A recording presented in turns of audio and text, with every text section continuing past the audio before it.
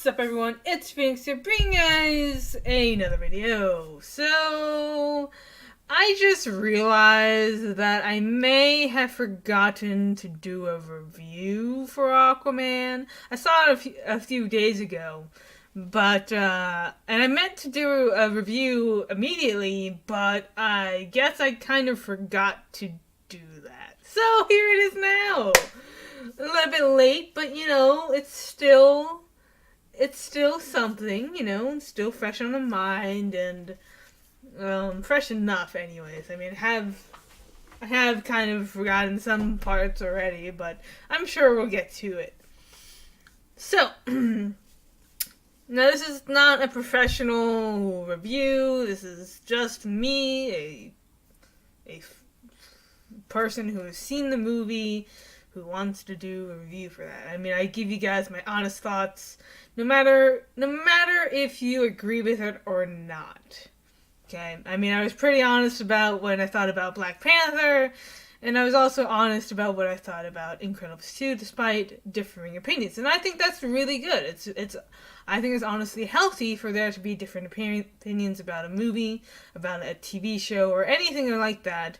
To bring, both perspectives into mind. So, with that being said, I think that Aquaman was really, really, really good. I don't know if I would say it was better than Wonder Woman. Because I do love it. I do love Aquaman. But in my opinion, I do think that Wonder Woman was a little bit better. Now, of course, it really depends on your taste in movies. A lot of people didn't like Wonder Woman because they felt it was too feminist, I guess. I don't know. Honestly, I think Wonder Woman and Aquaman are both really great movies on their own merits. And I think each of them deserves the praise that they get.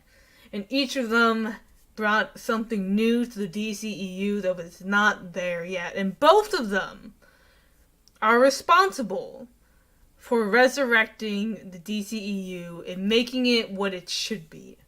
Now, I know a lot of people really like the Zack Snyder verse. And honestly, I kind of did too. But I understand, and I wish that we were able to see his full vision with Justice League coming out. But unfortunately, we can't.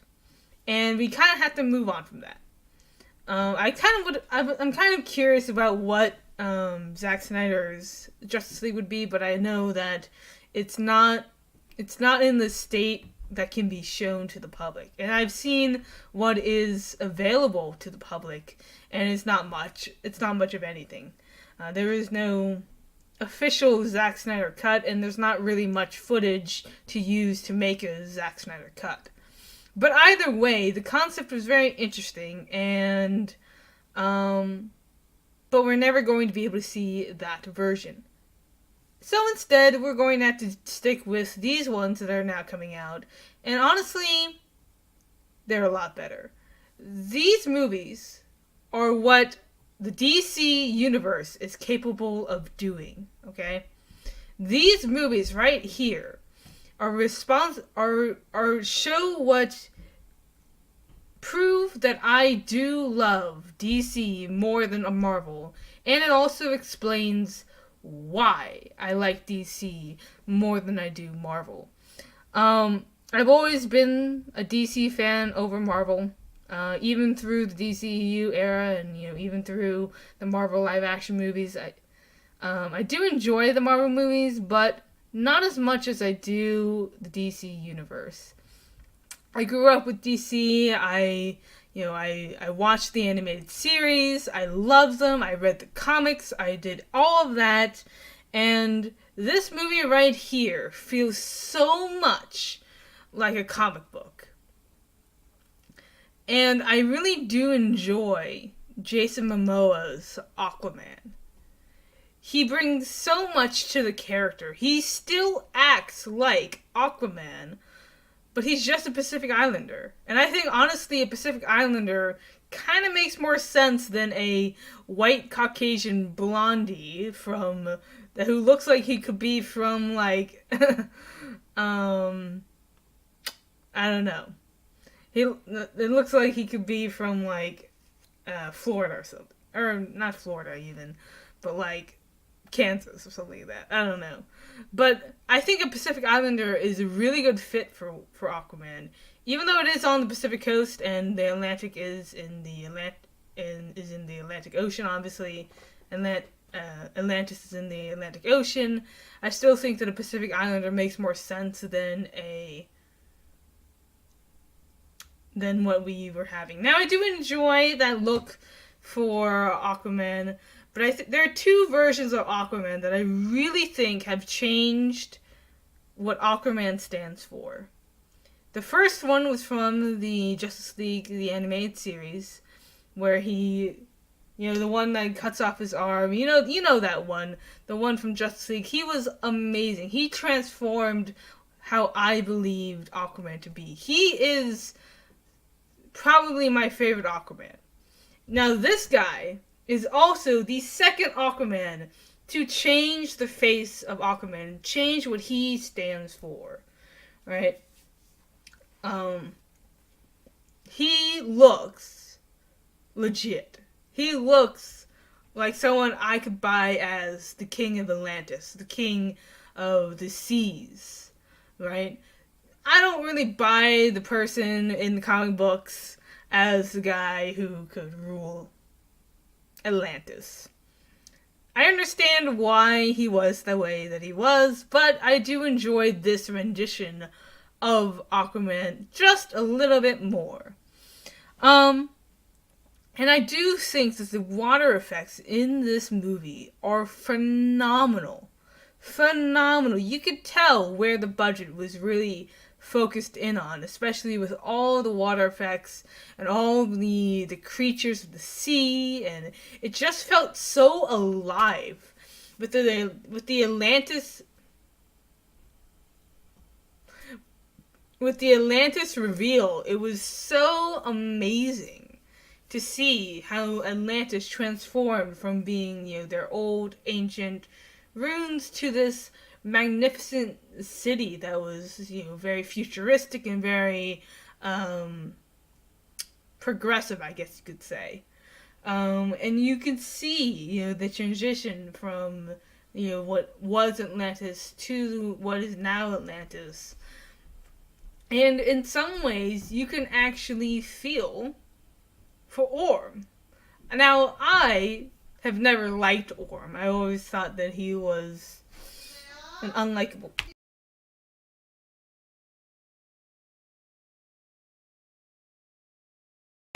I always thought that Orm was just not likable, especially both in the comics and in the animated series. When he debuted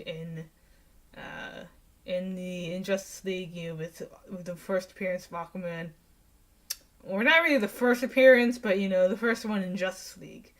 I forget what the title is called, but yeah, that was just amazing to see him and Aquaman fighting their battles in Atlantis. I was honestly surprised that the fight came before so early in the movie, but it makes sense.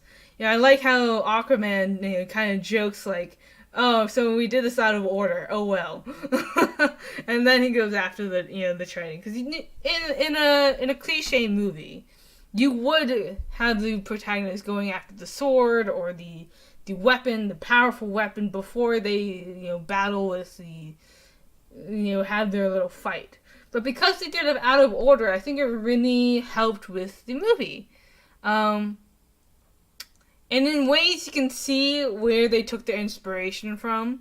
It was very much inspired by Ragnarok and, sort of those movies, Because you can tell that Jason Momoa is kind of playing this like underwater version of Aquaman, of Thor, I mean, but he was doing it in a way that was still unique and was still transformative for the DC universe.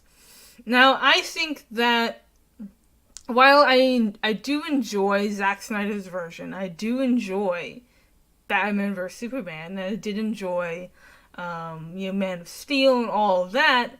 I think this is a better take for the DC Universe. It's what they're known for. They're known for all this like color and these beautiful characters that are so well developed that you understand where they come from, and and their tone in the movie is just like the comic books. Now they can still have the dark and the gritty in there. There are some storylines where that would make more sense. But for someone like Aquaman and for someone like Wonder Woman, it makes more sense to have this colorful and beautiful tone. It would be very weird if Atlantis was all, grayscaled and you saw this like darker version of Atlantis. I think that would be kind of off-putting and wouldn't really resemble the kingdom that it's supposed to be. This is so, and there are dark portions, there are dark moments in Aquaman. It's not like it's all sunshine and rainbows. There are indeed dark moments in Aquaman, especially when they're going into the deep sea and they're fighting these monsters. It's very, it's very, I don't know what the word is, but the color palette kind of changes as the movie progresses. You go from this light and happy sort of thing, and you go through the storm, and it gets all dark and gritty in some areas, and then it gets all more like light and happy again. And to me, it also reminded me a lot of the Arthurian legends, especially when he pulls the trident out of the wizard or the king's hand.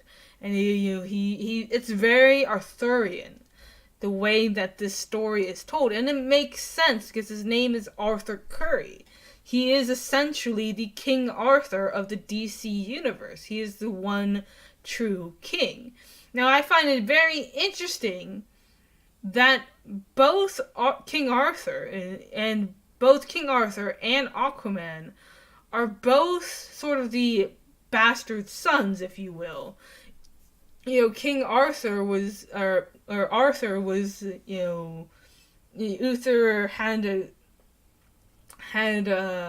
Arthur with another woman, and that was not his wife, and so he was technically in line for the throne, but he instead, but he wasn't, he wasn't viewed as the next king because he was the bastard son, if you will.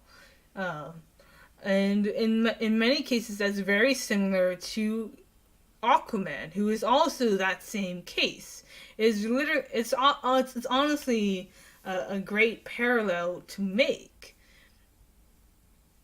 Then he is he is the bastard son in a way, and he's not viewed to the same level as Orm is, who is a pure blood like he's a wizard.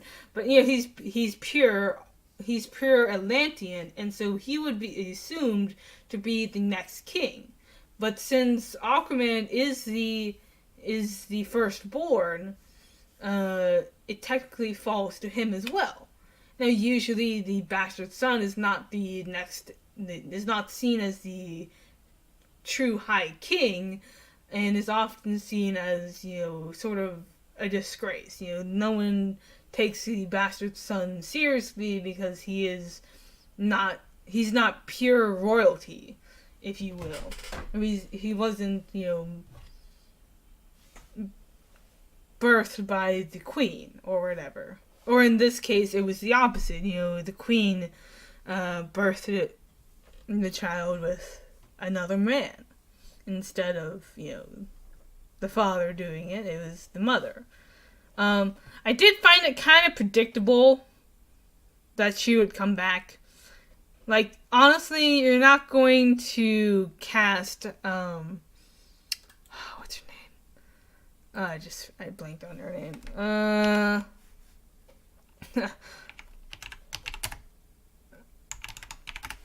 Yeah, you're not going to cast Nicole Kidman just to off her in the first film. The other reason why it's predictable, there are two reasons why it's predictable, other than the fact that it's Nicole Kidman.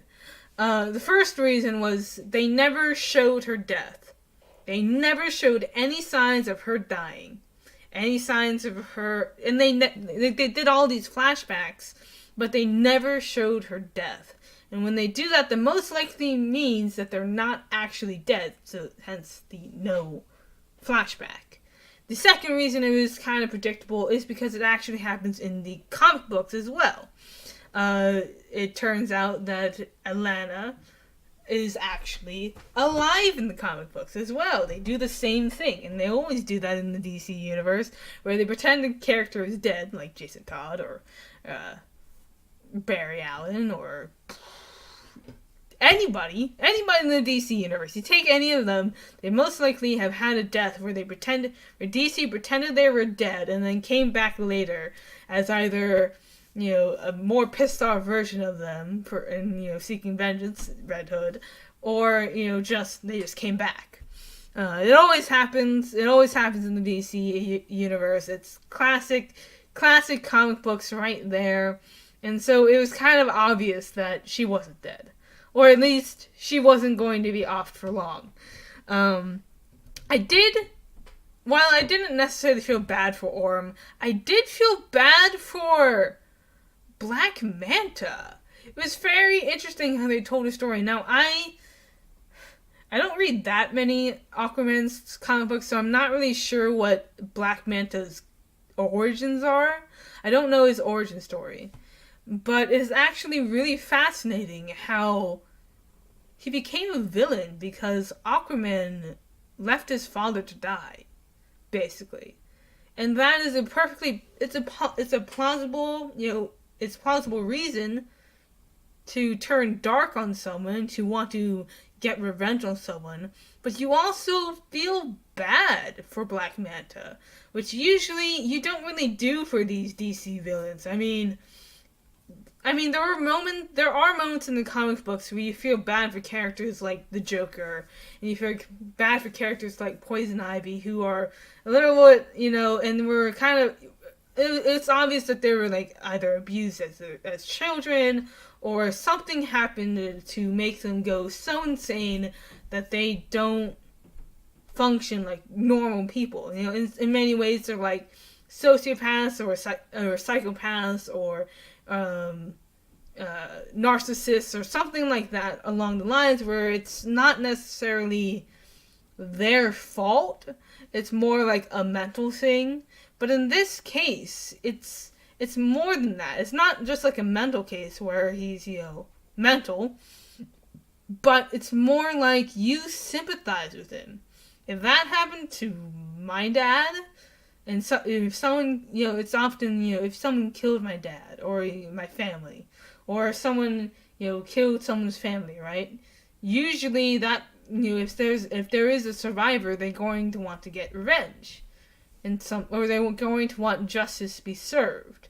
Maybe they're not going to go kill him, but in this case, that is the case. And I thought Black Manta looked so cool, and I do think that he is underused, but because of the end credits, I do believe he's going to be the main focus of Aquaman 2. And I think that would be really cool. I think that's actually really the better way to do it, is to focus on this, have the first movie be about his origins and setting up Black Manta so that when Aquaman 2 comes around, we don't have to focus on setting up Black Manta. We can just dive right in, have Black Manta, hunting Aquaman, have Aquaman, and Black Manta going at it with each other. Now, Um, I do think that in some ways I can see it being a little bit cheesy, the way that they told it, because it was kind of like a Disney movie in a way where they got the happy ending. And but I actually I liked it so much though, because I think the reason why I liked it so much is because it did remind me so much of the Arthurian tales, the Arthurian legends. And I love the King Arthur tales and all of that, with all of those things. And so since it was put into this movie, there were a lot of Arthurian hints and Easter eggs and references and um, inspirations that is very cool.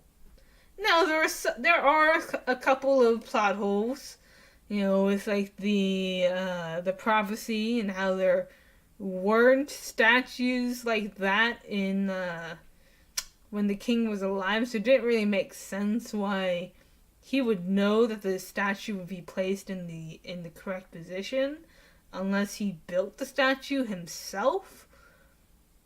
I mean, that is a possibility, but it's a little bit weird. That was a little bit weird. I love the water effects that they did. I loved how they showcased Mira's powers. I thought it was really cool and really comic book accurate. And it makes me want to see a Mira movie. It makes me want to see a movie about Mira, as well as Aquaman. Maybe we can have Aquaman, but we can also have Mira. Now, I don't think Mira could stand a movie on her own, but I definitely want to see her come back for more in Aquaman 2 and even Aquaman 3. Now, there is one thing left to do that would make Aquaman even better. One thing that they have not done yet, but could very well do in Aquaman 2 or even Aquaman 3. And that is to cut his hand off and get that hook hand. Yes, that is the classic Justice League.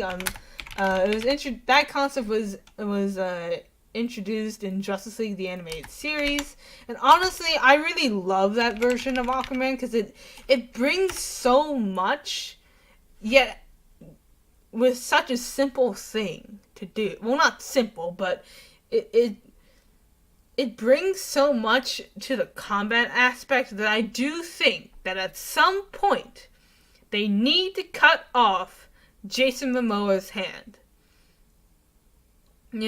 Orm is alive, so maybe he could do it, because that is the original. That is how it originally happens, where Orm basically arrests Aquaman, and then he's basically executed. So he's put over this this lava pit, and he has this baby as well, and Aquaman has to cut his hand off in order to free it, in order to save the baby, and then he gets his hook hand, which is absolutely amazing, an amazing addition to Aquaman. And I think they can do it in Aquaman 2. In Aquaman 2, they can very well do it. It doesn't have to be with Orm. It could very well be with Black Manta. Imagine this, okay? This is no longer a review. This is more like an Aquaman 2. Aquaman 2, right? It's going to be focused more on Black Manta. That's going to be the main storyline. So at some point, it will be very interesting if because we see that his weapons now makes Aquaman bleed. It makes him bleed. So you take one of those knives or whatever that he has, or those spears, and he literally just comes up and slams and cuts off his arm, his hand, If they do that, I will absolutely love Jason Momoa's Aquaman. He needs to get his hand cut off. He needs to get his hand cut off. That is the best version of Aquaman that I have seen ever. And so, if they do that, that will make Jason Momoa, to me, the best Aquaman ever. Because he's not only a Pacific Islander, but he also has his hand. His hook hand is so epic that they need to do it. And I want to see it happen in Aquaman 2. So do it, James Wan. You know you want to, anyways. Overall, I really enjoyed the film. I really did think it was really great. I don't know if it was better than Wonder Woman, but it was definitely better than Black Panther and pretty much any Marvel movie. Okay, maybe not any Marvel movie, but it was definitely better than a lot of them. As you can see, I'm a DC fan. Now, what would I rate it? What would I rate it? It's really good, but in some ways it could have been better. But it's still really good. I would rate it an...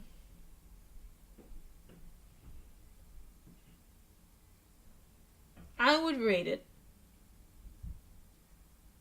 an 8.9 out of 10. Not 9 out of 10, but an 8.9 out of 10. It's almost great, but it's definitely good. It's right at the peak of being, from being good and being amazing. Like, it's 8.9, I think is the rating that I would go with.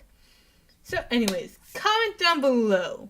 What did you guys think about Aquaman? Did you like it? Did you hate it? Did you love it? Did you think that it would... Did it change the way that you saw the DC Universe? Do you think this is the direction that the DC Universe should go in? What do you think overall? Also, do you want to see Jason Momoa's hand get cut off in Aquaman 2? Comment down below, let me know. Leave a like on this video if you guys enjoyed it. And don't forget to subscribe for more content. And peace out, guys. It's been a blast.